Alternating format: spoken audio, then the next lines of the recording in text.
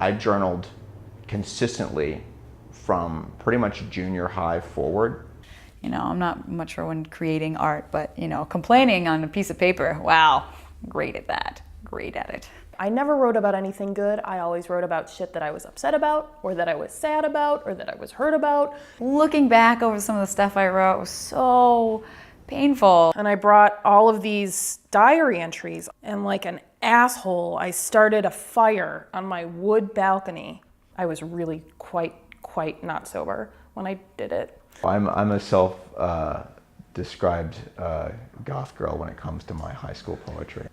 Just look at the shit we're in, you know, this sort of thing. And that and girls. Never ones I was involved with, always the ones I wanted to be involved with. You know, once I was involved with them, then things were happy and there was nothing to write about. The Salon of Shame it's a reading forum where people read old diary entries, old journal entries, old letters that they never sent or have copies of for some reason. The goal of the Salon of Shame is to have people read things that they are embarrassed of. A lot of the reason I wanted to read was because that's the best way to get tickets, and it was more worth it for me to spend 5 minutes of humiliation in order to enjoy the other time's worth of other people's humiliation and get a guaranteed seat. You know, and I've had a lot of people tell me before their first reading, like, I'm really scared about doing this. I don't know if I'll do this again. And they become regulars. You don't know if you're gonna be funny.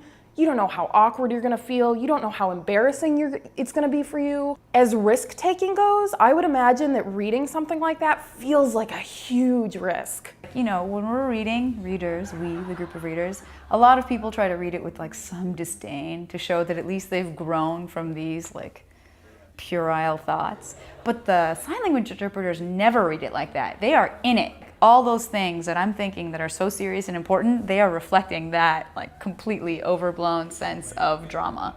I love watching Jeff and Pam's face as they sign different words. And they had to like come up with signs for really gross sexual and like drunken behaviors. People in my line of work lose their hearing at an exponentially bad rate, and my husband's in a rock band. Like, it just makes it worse. So in 10 years, if we're still doing this show, I'm probably gonna need Jeff and Pam so I can enjoy it as much as I do now. Well, everybody's heard about the bird.